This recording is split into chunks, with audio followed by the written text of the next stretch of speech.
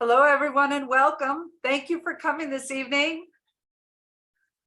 So you have reached the Department of Educational Technology at New Jersey City University. And tonight I have my esteemed colleagues here. What we hope to do is give you a brief overview of all of our programs, and then we'll be here to answer your questions. I'd like to first thank NJCU and our grad admissions department. They're here tonight as well, and they'll be maybe giving you out an application fee waiver code. I don't know, it might be something. So stick around for that. That'll save you a lot of money. Also tonight with me is my colleague, Dr. Chris Schamberg. He's full-time faculty and the doctoral coordinator in the department. Dr. Samantha Kozar is with us. She is the STEM grant coordinator and also an adjunct professor. Melissa Wells is here. She's our doctoral assistant. She's currently in our doctoral program. Tatiana Reyes and Sachi. I can't say your last name, Sachi. That's all right. It's Sachi. Just Sachi, like Cher or Prince, right? I got it. Well, they're both here and they're going to make the application process and any of the administrative work really simple for you. So without further ado, my name is Dr. Laura Ziegert. I'm the chair of the department, and I'm here to answer any questions that you have. I practically live online. I always say I'm much more interesting virtually. So let me just start by saying we have a great department. We're a lot of full-time faculty, as well as loads and loads of alumni that continue to work with us and come back and do a lot of really great things. We put on webinars and we do different workshops. We have maker days and all kinds of exciting things. So we are virtual programs. Our programs are online, but we do a lot in person as well. So I'm just going to give you a very brief overview and then ask my colleagues to also talk a little bit about our programs. And then following that, we're going to go into a question and answer. So any questions you have, please either feel free to save them for that, or if you'd like to put them in the chat so you don't forget it, you can do that too. We'll also be monitoring that. This is our campus. We are located in Jersey City. We do have a satellite in Fort Monmouth, as well as on the waterfront, our business school. We do offer only graduate programs at this time. There are no undergraduate degrees in our department. And the programs that we offer are a Master of Arts degree in Educational Technology. That's with or without the School Library Media Specialist certification, as well as an EDD degree in Educational Technology Leadership. The brief things about these that might make our program stand out above other programs, the master degree with or without the school library certification is 36 credits or 12 classes. It's completely online asynchronous. That means you don't have to be online at a certain time or a certain place. However, it really is very interactive. So you do have to keep up with the coursework. It's not as if you can kind of do it all like a correspondence course. In addition, it's completely project-based. There are no tests or exams in any of our courses. Everything really is to get you able to use your new knowledge and skills right where you are in your place of work. So a lot of it is very personalized and individualized so that you can use what you produce. And then in addition, our master's degree also includes a STEM certificate that we're going to talk a little bit about in a few minutes. The EDD degree is a 2-year of coursework and 1-year dissertation. So it's 3 years in total. There are 3 semesters per year. We'll talk more about that in a minute. And again, completely asynchronous, just like the master's, except that there is a 1-week mid-July on campus face-to-face component where everyone gets together for that 1 week. It is a cohort program, meaning all the students are brought together and you work with that same cohort throughout the 3 years that you're in the program. The program does start in July. So to talk a little bit about the Master of Arts degree, as I mentioned, 36 credits or 12 classes.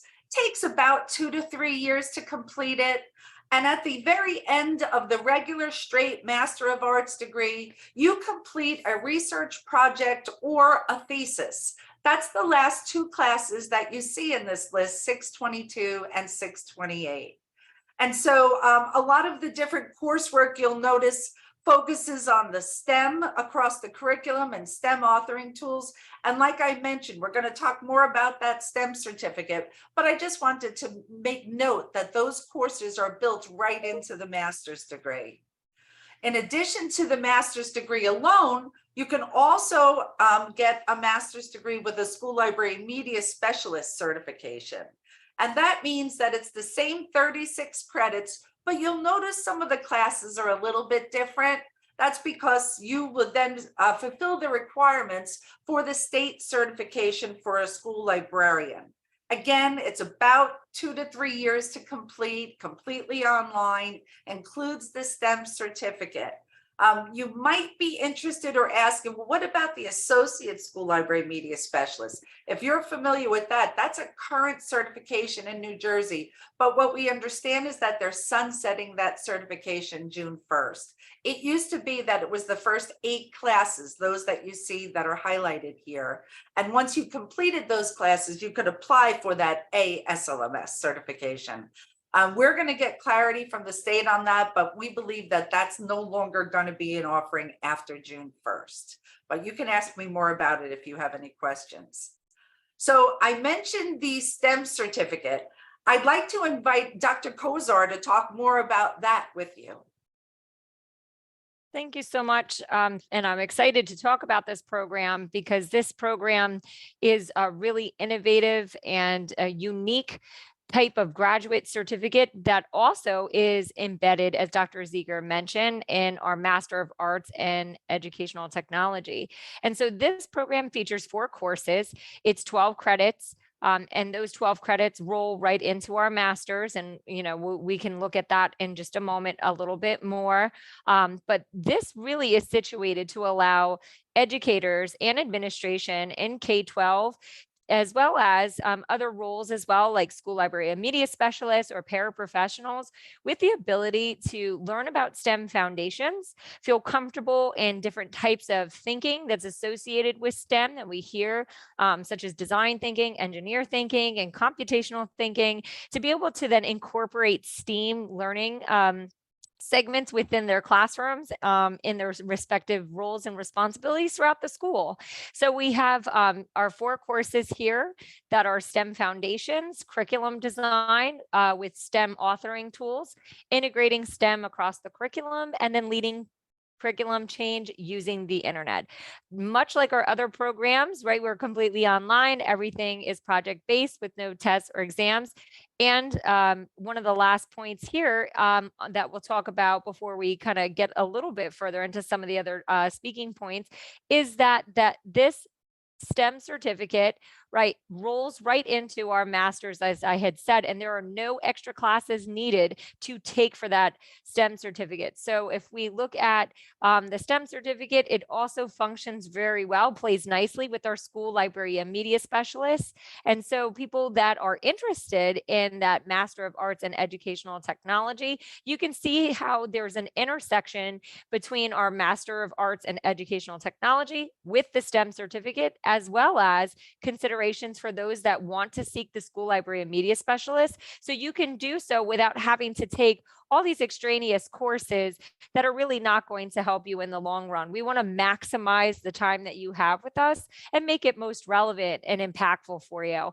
So we're super excited about offering the STEM certificate program and being able to help people understand how to work with STEM and then be able to use it interdisciplinary in a sense across the curriculum in their different roles and responsibilities in their schools. Thanks so much, Dr. Kozar. That's great. Also note that if you just want the STEM certificate, you can take those 4 classes and just earn that. So you don't have to go for the whole degree, but it's nice that you can integrate it into the degree if you want. Right. Excellent. Dr. Schamberg, would you give us a little bit more information about the doctoral program? Sure. Here's where it starts. My pleasure, my pleasure. Welcome everyone. And let me say, I want to thank you for being here on a Tuesday night at 7 o'clock.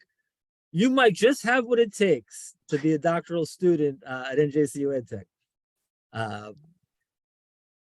So let me talk about the sort of building of it and the spirit of the doctoral program. It's a 3-year cohort program.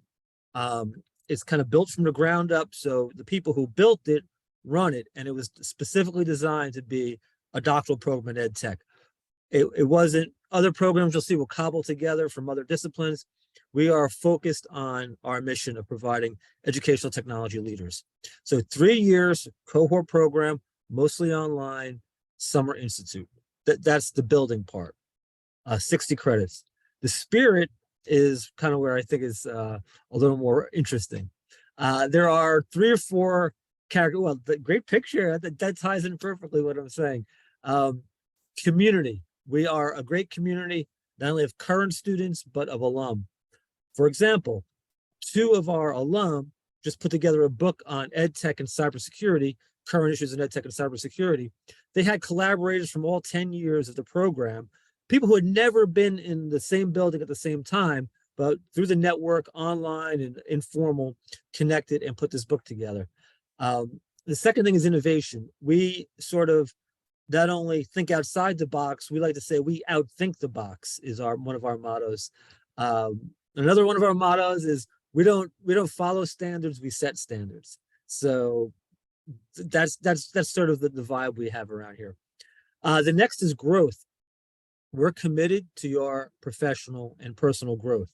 So when you come in, you have a growth plan, and we try to help you do it. So if you want to teach in higher ed, we help you get there. If you want to be a leader in school system, we help you get there. So we map out with our experience and research where you're not so silent partner in your personal growth and success. And the last thing is service. We have a really strong commitment to equity, closing the digital divide, accessibility, inclusion, and that comes throughout all of our work as well. So, they say a picture tells 1,000 words. I just want to put this on your radar if you haven't seen it yet, but we just did a year in review, and here are 70 stories of our students from all the programs, from the master's and doctoral program. Here's a digital version of it, and it's 1 year of work from our master's students, doctoral students, working in New Jersey, Hudson County, globally, from places in the Middle East to Florida. So just if you get a chance, bookmark that and you can get a flavor of what we do. Again, 1 year of work, 2022 year in review. Let's see if I forgot anything else. I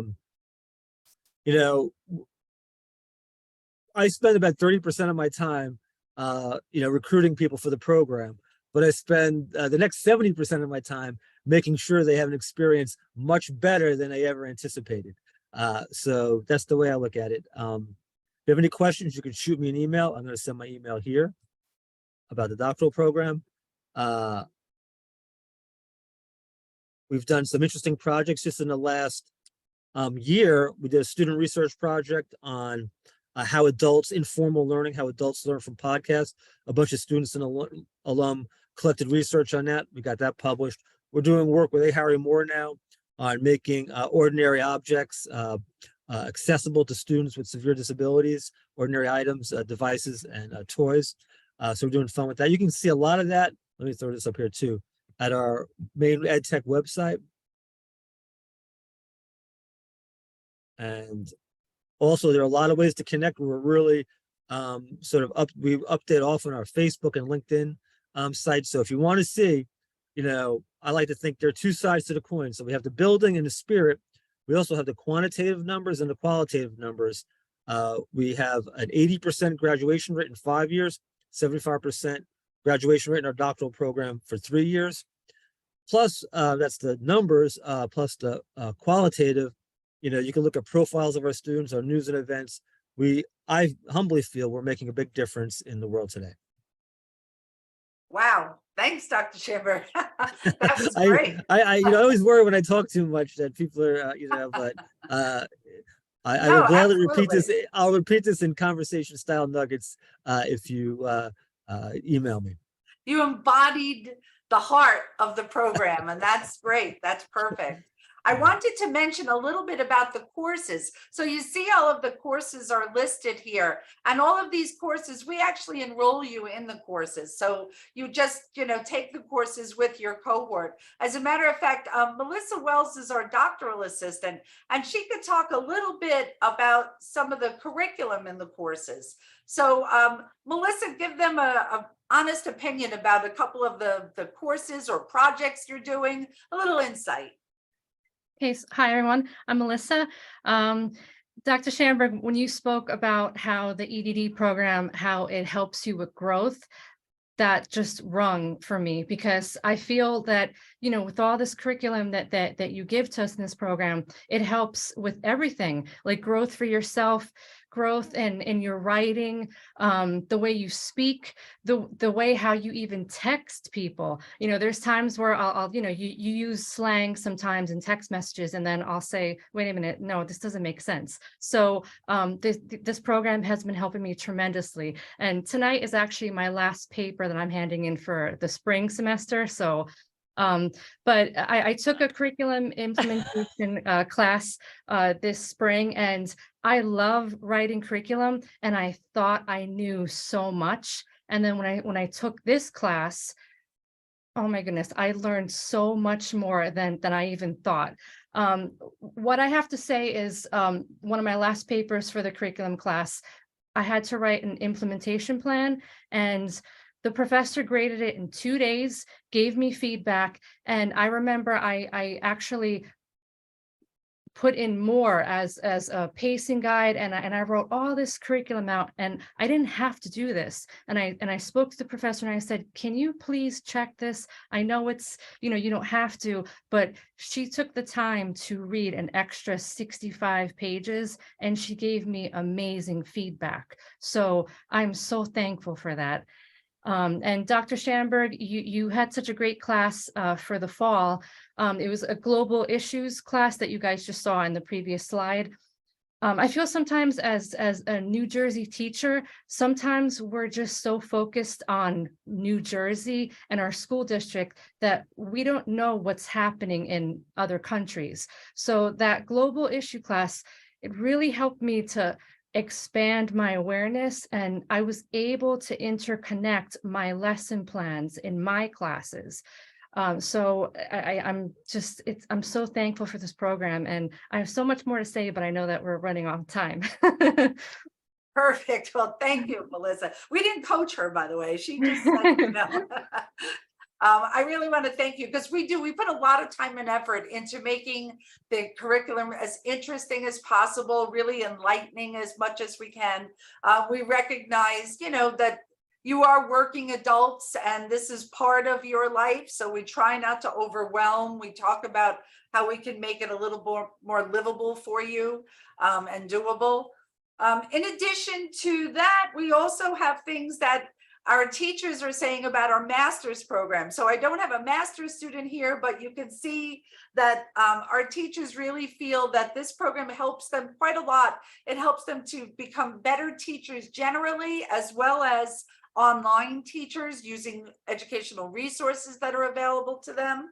And as I mentioned, as far as having a family and working, we try to make sure that that's a great fit, so that this is for working adults, our program, and it's not as if you have all of the time in the world to read, massive amounts of books. So that's part of what we keep in mind. In addition, this is another little video snippet, but I'm going to not play it because I'd rather have you ask us questions that you might have about any of our programs. We do have, as I mentioned, the Masters of Arts in Ed Tech, the Masters with School Library Media Specialist certification, the STEM certificate program, the EDD program. We also have an assistive technology program that's 15 credits, 5 classes. We currently don't have enough students for a full cohort, but what we are doing is admitting students who are interested in working independently with our faculty or full-time faculty on these special projects for this certificate. So if that's something you're interested in, we can also discuss that. And here are ways to get in touch with me, our Facebook site, and Dr. Schamberg put his in the chat, his email, as well as our regular web address.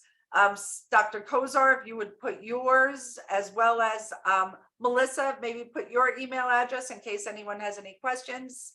And we'll open up the floor now for questions. If you'd like to just unmute and ask, we're more than happy to answer. If you don't want to unmute, you can also put it into the chat. That's up to you.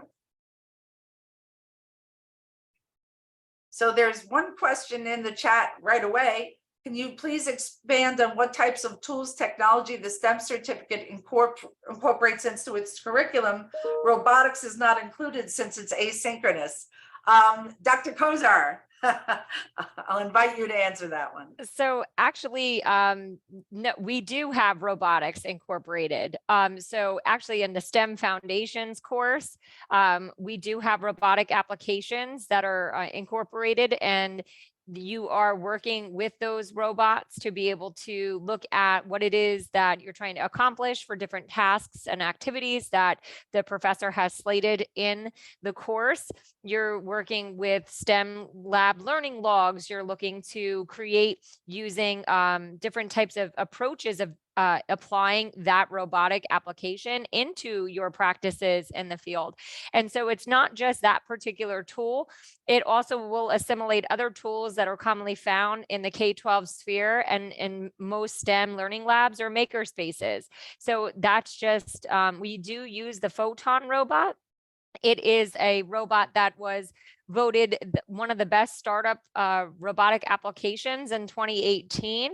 And so it is a tool that it's from a Polish company. It's not going to sell your data and watch you, right, and do anything weird. So it is a tool that has been found to be really adaptive for students in the pre-K all the way up to grade 12. I mean, they're very interesting. I've seen students in the higher grades like AP Computer Science, for example, be able to hack them and then work them with an Amazon Alexa or Google Hub and then voice control them. And they have a basic drag and drops coding like similar to Scratch. So for those people that are like, whoa, that sounds super high tech for me, don't worry about that. We can obviously accommodate people who are just starting out because it is a STEM Foundations course. And so you want to keep that in mind, and we do, but we do accommodate for those folks that have different needs in terms of their student population. Thanks, Dr. Kozar. I appreciate that. Yeah, as a matter of fact, I'm also teaching a course this summer one. Now, it's not in the STEM program, it's in the Master's of Arts in Ed Tech, but our special topics course, we focus on robotics, virtual reality, drones, and this year I'm also incorporating AI in education in that course. So we have a whole library of resources in the department. We purchase drones, robots, VR, AR stuff, all kinds of electronic type hardware that we loan out to our students. So if you become a student in our program and you take the course and you're interested in trying out some of the new robotic type Ozobots, humanoid robots, all types of things, Lego Mindstorms, etc., we've got them, Spiros. So, you know, it's something that we do so that students can try things out. Sometimes we do like a robot night or a drone night. We've written a book on drones in education, so we do a lot about that too. So we do some high-tech stuff, and then, you know, some stuff that is free, easy to use, easy to learn. We try to run the gamut across the board when it comes to the tech. So Samira, I see your question also in the chat here about learning about specifically the Master and Ed Tech without STEM.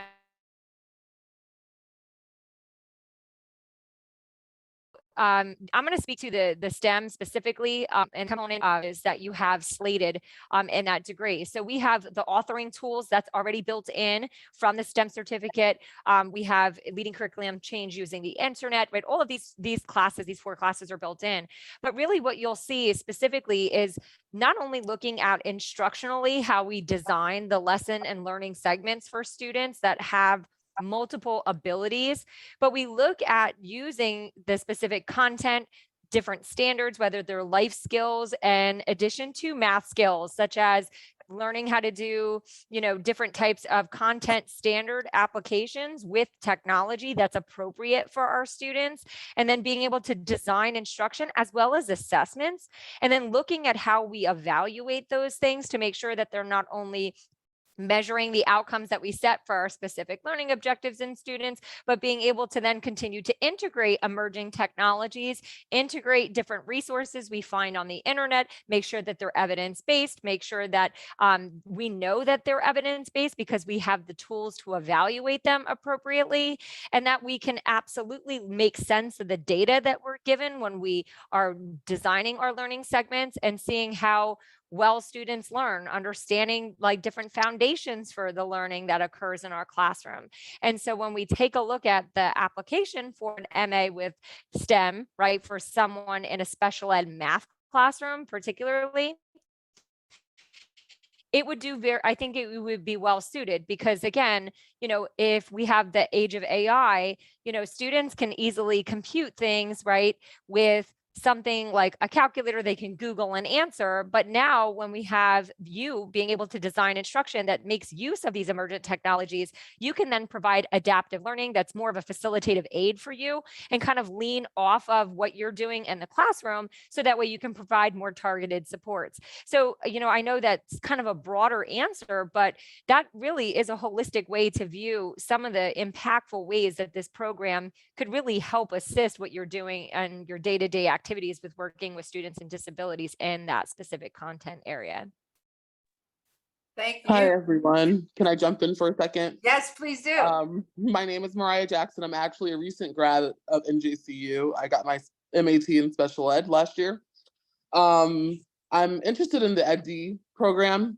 I was wondering, are you still taking new people for the cohort for this coming year, or is that one closed out? Would I have to wait for the next round?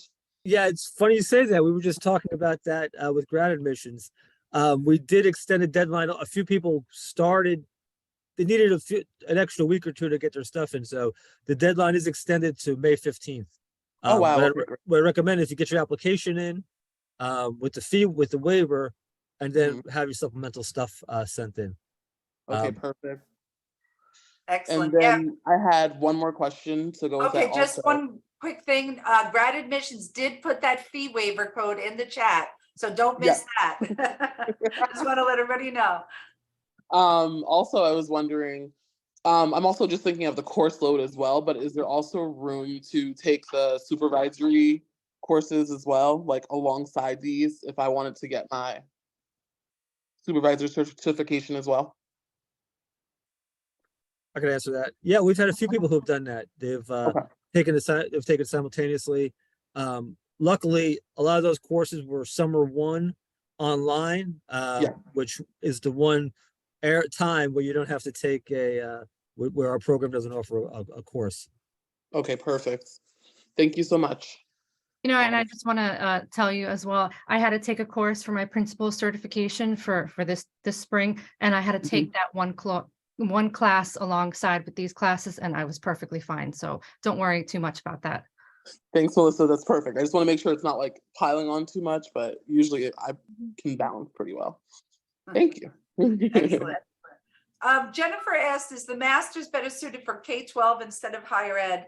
And I'd like to answer that probably to some degree it is. You're going to find that a lot of the students in there are K-12 teachers and educators, but you're also going to find we have community college teachers, higher ed, administrators. We have a lot of business people in our program because we allow you to use your own individual situation to sort of mold your project. We try to make it as flexible as possible, so you get a lot out of it. There may be some times when they're talking K-12 stuff that you go, that's not so much me, you know, I'm higher ed. But at the same time, you'll probably inform people and they'll inform you. You'll get a lot out of it. As a matter of fact, some of our most successful students are not the traditional K-12. I had one student, an occupational therapist, Michael Bermudez, I always use him as an example, came to me and said, I don't know if I really want to get a master's in ed tech. And I said, I wish you would. There's so much you can do with ed tech in your field that they're not doing, that you could be a superstar. And so he finished the master's and then he went, yeah, I'm thinking about the doctorate. Dr. Schamberg, what happened to Michael Bermudez when he finished our doctoral program? Well, well, actually, before he finished, he got an offer for a full-time job at University of Scranton. Then he got 2 Fulbright scholarships, and he's been touring Africa, teaching, doing research. So yeah, he's a major success story. It's funny, so many of our, we've had, I would say maybe 10% of our students are from higher ed. They are rock stars. They really do great stuff. I don't want to, throw any names because some of them are mutually known among us, but they do great stuff. What they really seem to rise to the occasion is their final project. They do something that's really ed tech and higher ed, and they use that as a calling card for the rest of their lives. Yeah. Any other questions? Let's see. Did I miss anything in the? We have the application deadline is May 15th for the EDD program.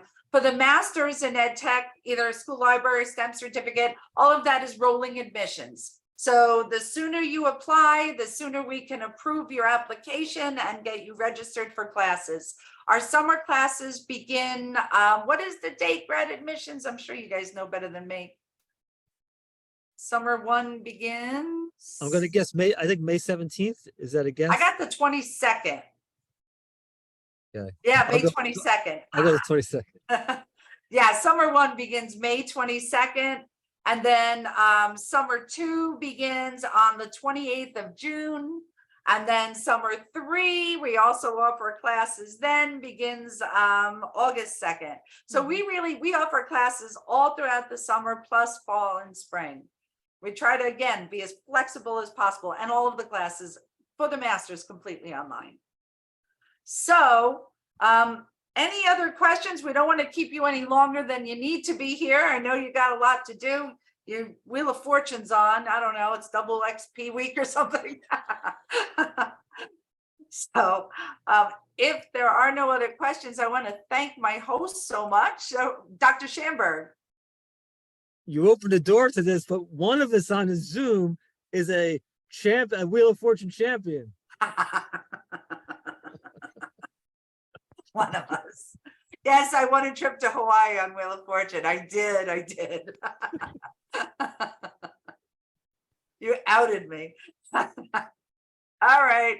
Well, thanks everybody for coming. So appreciate it. Thanks to our hosts, Grad Admissions again, and my colleagues, and all of you for coming tonight. Any questions, please email us. We look forward to working with you.